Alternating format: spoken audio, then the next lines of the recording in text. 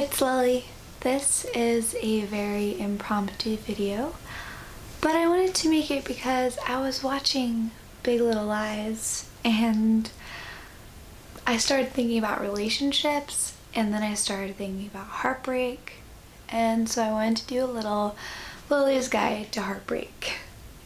I actually put a video called Helping You Through Heartbreak on my main channel, and I got a lot of questions and people found it helpful, but I wanted to do one where it was more like a guide, where I kind of talk you through steps. Also, if you hear a cat crying in the background, they're completely fine and alright. They just want to be pet, I promise. Step number 1, join a gym.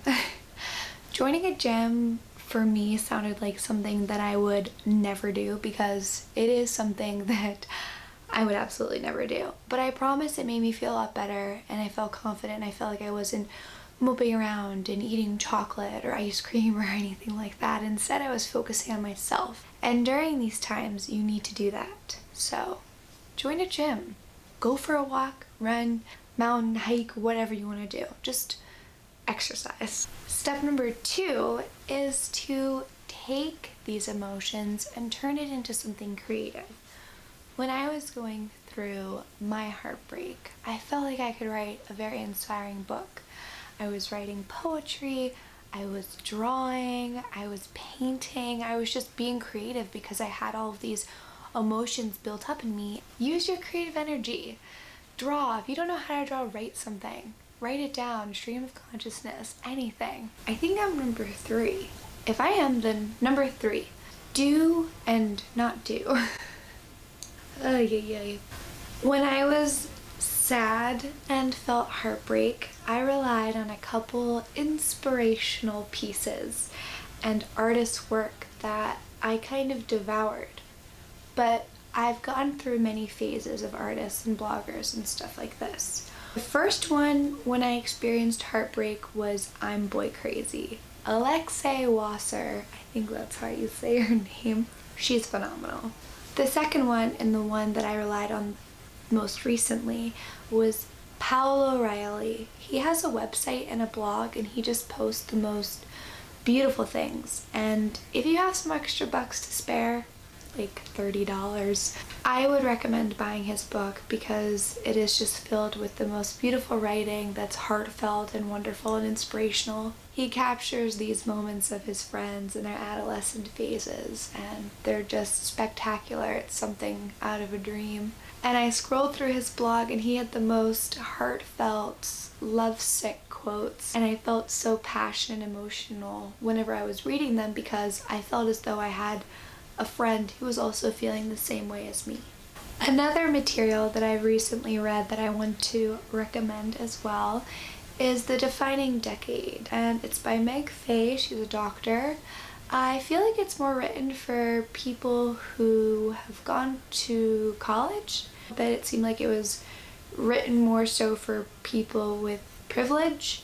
And I don't mean to say that to cancel out anybody if whatever, but I did feel as though I couldn't hand this to some of my friends and tell them to read the book because I don't think that they would have found it relatable. But I found it really interesting, and somebody who's 22, it was really, really timely for me to read, and I've been passing it along to my friends. So yeah, definitely check that out. Last but not least, and this has kind of been a constant in my life when I go through times of emotional distress and heartbreak and sadness, is I go to Tumblr and I find quotes and I come up with a list of these inspirational ones that I really enjoy reading, and I read them to myself and they make me feel better because we're all just trying to figure this stuff out. We're trying to figure out how to deal with heartbreak and sadness and loss and regret and redemption and all of these things. And there's not a guide on life. We're just plodding along hoping that it works out for the best. Sometimes it's nice to join the internet and see that there's other people out there who are figuring out for themselves and what they feel about it.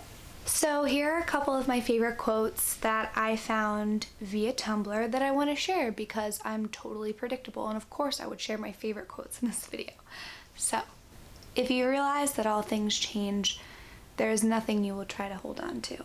And I think that was important because we change with the seasons, and I know that I'm still changing, and you are too. And change into a better version of yourself without this counterpart that didn't give you what you wanted or didn't love you back, or for some reason it didn't work. Here's another one that kind of made me think of He's Just Not That Into You, that movie with like all of those different actors and actresses in it. So, daily reminder. If they want to talk to you, they will. If they want to be with you, they will. If they want to make things work, they will. Don't let things be one-sided. It's not healthy, and it's not fair to you. Here's another one.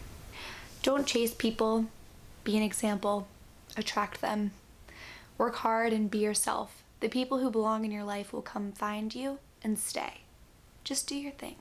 And that's something that I really had trouble coming to terms with because I didn't want to do my thing when I was getting heartbroken. I wanted to do their thing.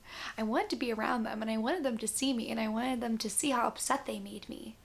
And then one day I just woke up and I was like, why am I making myself feel like this? It almost felt like I was bringing it upon myself because I would literally go around to try to find where this person was and have an opportunity to pull them aside and just spill my heart out. But there was nothing that I could do or say or think that was going to change this person's mind or any person's mind. They're going to say and think and do and feel all the things that they're going to do, no matter what I do.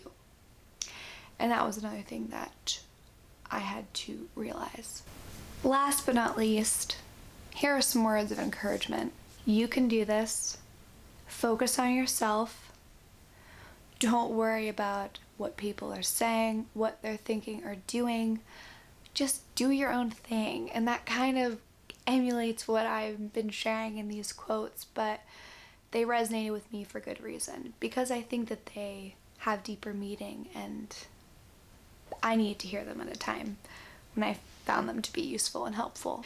Trust me, when I first had my heart broken in high school, I remember I curled up on my dad's lap and I cried into his chest and I made it seeping wet, and he was like, Lily, I am so sorry to tell you, but this is heartbreak and your heart's going to break again. And I remember that did not make me feel any better. I was like, I have to feel this again.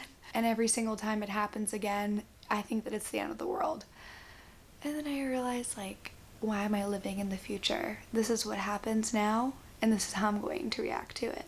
But I hope that you found this video helpful. I've been meaning to do something like this. I had a channel before, my ASMR channel too, and I talked about this type of stuff. But I've been trying to upload more on this channel, so if there's anything you want me to talk about or show or do, let me know. I'm going to be doing a video on anxiety soon because that's something that I struggle with, and I know that a lot of people, especially in the United States, deal with anxiety. So stay tuned, hang in there, stay strong, and I'll talk to you later. Bye.